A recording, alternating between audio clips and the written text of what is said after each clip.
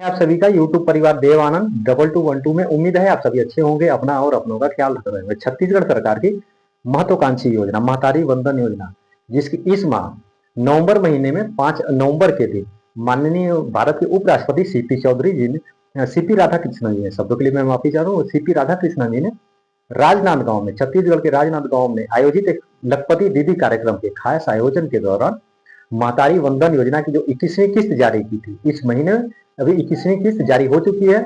और जितने भी लाभार्थी हैं, पात्र माताएं बहने हैं इस योजना की, महतारी वंदन योजना की, उनके खातों में 21वीं किस्त के 1000 रुपए की राशि पहुंच भी गई। जितनी भी इस योजना की लाभार्थी और पात्र माताएं बहने हैं, लगभग 69 लाख से भी ज्यादा माताएं बहनों के खातों में इस योजना की लाभार्थी, 69 लाख से ज्यादा लाभार्थियों के खातों में 647 करोड़ से भी ज्यादा की राशि सरकार ने जारी की। और वहीं यह पहला मौका था कि इसमें पहली बार लाभार्थियों को मौका भी दिया गया, नए लाभार्थियों को, जो बस्तर संभाग के नियत निर्नार योजना के अंतर्गत जो लाभार्थी आती हैं, उन्हें पहली बार नए लाभार्थियों को भी इस योजना में शामिल किया गया। नए लाभार्थियों की जो संख्या है 7630 से भी ज्यादा की संख्या है, उन्हें भी इस बार इस योजना में शामिल किया गया है। वहीं इस योजना के लिए को लेकर के एक बहुत ही बड़ी खबर सामने आ चुकी है, एक बहुत ही बड़ा अपडेट सामने आ चुका है। तो आज की इस वीडियो में हम जानेंगे आखिर वो अपडेट क्या है। अगर आपने यह काम नहीं करवाया, इस अपडेट पर यदि आपने ध्यान नहीं दिया, तो आपको दिसंबर महीने की आने वाली राशि, यानी हम कह सकते हैं महतारी वंदन योजना की आने वाली 22वीं किस्त की राशि आपकी रुक सकती है। तो आज इस वीडियो को, हाँ वीडियो थोड़ा लंबी जरूर होगी, लेकिन पूरा देखिएगा, अंत तक आप जरूर बने रहिएगा।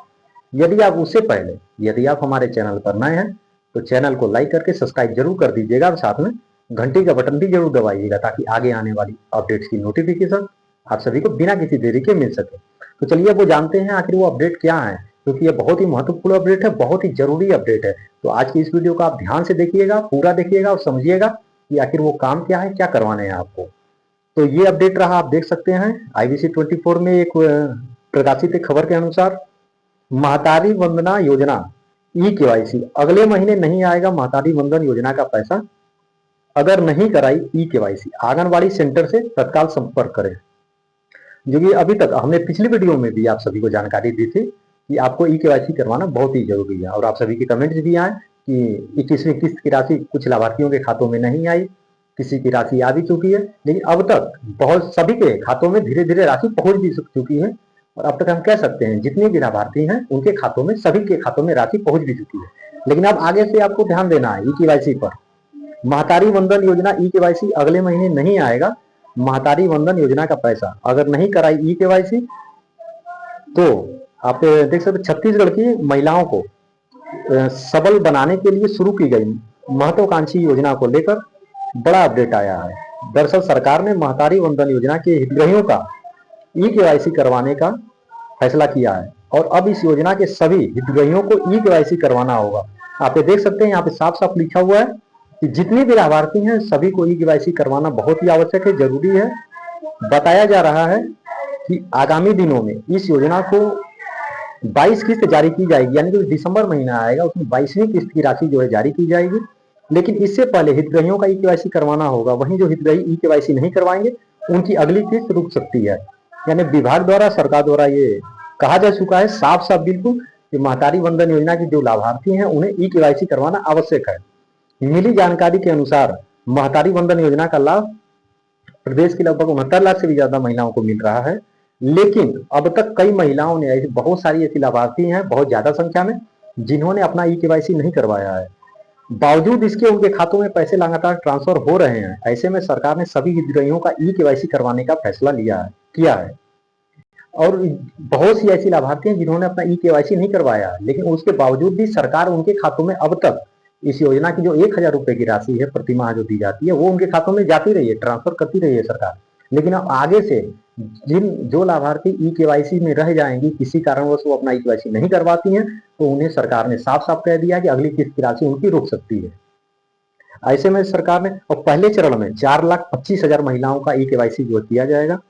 विभाग ने आंगनबाड़ी कार्यकर्ताओं को यह जिम्मेदारी सौंपी है कि वह अपने क्षेत्र में ऐसी महतारी हितग्राहियों की तलाश करें, उन्हें EKYC कराने के लिए प्रेरित कर कॉमन सर्विस सेंटर CSC तक लाएं। बता दें कि खाद्य विभाग की ओर से विगत दिनों लोगों का EKYC कराया गया था। विभाग की ओर से इन्हें पात्र मानकर राशि जारी किया जा रहा है, लेकिन अभी भी 4.25 लाख हितग्राहियों ने ई-केवाईसी नहीं करवाया है। ई-केवाईसी से वंचित हितग्राहियों की सूची आंगनवाड़ी कार्यकर्ता को दी गई है। सूची से संबंधित क्षेत्र के लिए निर्धारित BLE विलेज लेवल एंटरप्रेन्योर ग्राम स्तरीय उद्यमी यानी BLE के माध्यम से BLE का नाम हुआ, मोबाइल नंबर भी उपलब्ध कराया गया है और इसमें निर्देश भी दिए गए हैं। इन निर्देशों का करना होगा पालन। हितग्राहियों का ई-केवाईसी ग्रामीण क्षेत्रों में अटल डिजिटल सुविधा केंद्र की ओर से चयनित ग्राम पंचायत भवन व शहरी क्षेत्रों में वार्ड कार्यालय में ही होगा। ई-केवाईसी के लिए CSC सेंटर से भी आप कर सकते हो। ई-केवाईसी का कार्य सिर्फ CSC BLE द्वारा ही किया जाएगा। इसके अधीन कार्यरत कंप्यूटर ऑपरेटर नहीं कर सकते हैं। सिर्फ और सिर्फ CSC केंद्र पर ही होगा, यानी और किसी भी ऑनलाइन दुकानों से आप यदि करवाते हैं ई-केवाईसी तो वहां पे ई-केवाईसी नहीं हो सकता।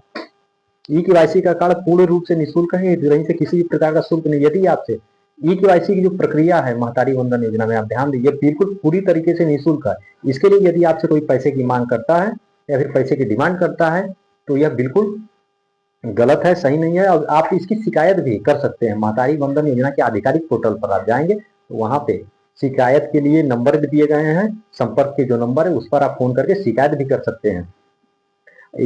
ई-केवाईसी शिविर में उपस्थित हितग्राहियों का रजिस्टर तैयार किया जाएगा। उसमें उपस्थित हितग्राहियों की सूची व हस्ताक्षर होगा। ई-केवाईसी के लिए ग्राम स्तर पर मुनादी, व्हाट्सएप ग्रुप आदि के माध्यम से प्रचार प्रसार किया जाएगा। यदि किसी हितग्राही का बायोमेट्रिक प्रमाणीकरण विफल हो जाता है तो उसे आधार केंद्र जाकर डेटा को अपडेट कराने की सलाह दी जाती है। मतलब यदि आपके अगर फिंगरप्रिंट वहां पे अगर नहीं आता है, नहीं मैच करता है, तो आप आधार सेंटर जाकर के आधार केंद्र पर अपना जो बायोमेट्रिक है उसे भी आप जरूर अपडेट करवाने, क्योंकि और 10 साल में एक बार आपको अपना आधार कार्ड भी अपडेट करवाना आवश्यक है, तभी जाकर के आपको इस योजना का लाभ मिलेगा। ई-केवाईसी असफल होने का जो कारण है, जैसे नाम जो है आपका मिसमैच होना, तो ई-केवाईसी जो आपका यदि कहीं भी जो आपके बैंक में नाम है वही नाम आपके आधार कार्ड पे होना चाहिए, वही नाम आपकी इस योजना में भी होनी चाहिए। कहीं भी अगर नाम की स्पेलिंग जो मिस्टेक है, नाम की स्पेलिंग में अगर गलती पाई जाती, गलती है, तो फिर आपका ई-केवाईसी असफल हो जाएगा। आप ई-केवाईसी नहीं कर पाएंगे और इस योजना के लिए भी पात्र नहीं हो पाएंगे। तो आप आधार कार्ड में नाम, बैंक में नाम और इस योजना में नाम वो भी सही रखें। अगर आपका गलत है तो जिन महिलाओं को ई-केवाईसी नहीं होगा उनकी अगली किस्त पर क्या असर पड़ सकता है। जिन महिलाओं का ई-केवाईसी नहीं होगा अगली किस्त यानी 22 किस्त रुक सकती है। देख लीजिए यहाँ पे साफ साफ लिखा हुआ कि जिनका ई-केवाईसी नहीं होगा उनकी अगले आने वाली दिसंबर महीने की जो किस्त है वो रुक भी सकती है। पहले चरण में कितनी महिलाओं का ई-केवाईसी कराने पर विशेष ध्यान दिया जाएगा। पहले चरण में 4,25,000 ऐसी लाभार्थी हैं जिनको ई-केवाईसी करवाना है। हितग्राहियों को ई-केवाईसी करवाने के लिए कहाँ जाना होगा और उन्हें कौन प्रेरित करेगा। हितग्राहियों को ई-केवाईसी करवाने के लिए कॉमन सर्विस सेंटर जाना होगा और आंगनवाड़ी कार्यकर्ता उन्हें प्रेरित करेगी। तो आप जल्दी से जल्दी, यदि आपके ई-केवाईसी यदि आपने अपना नहीं करवाया है तो नजदीकी आंगनवाड़ी केंद्र से आप संपर्क करें, वहां के कार्यकर्ता से संपर्क करें, आंगनवाड़ी कार्यकर्ता से, और उनसे पता करें कि केवाईसी की सूची में यदि आपका नाम है तो आप, सरकार ने समय तो दिया था इसके लिए कि 10 दिन और 15 दिन का समय, लेकिन आप 10 और 15 दिन पे ध्यान न दें।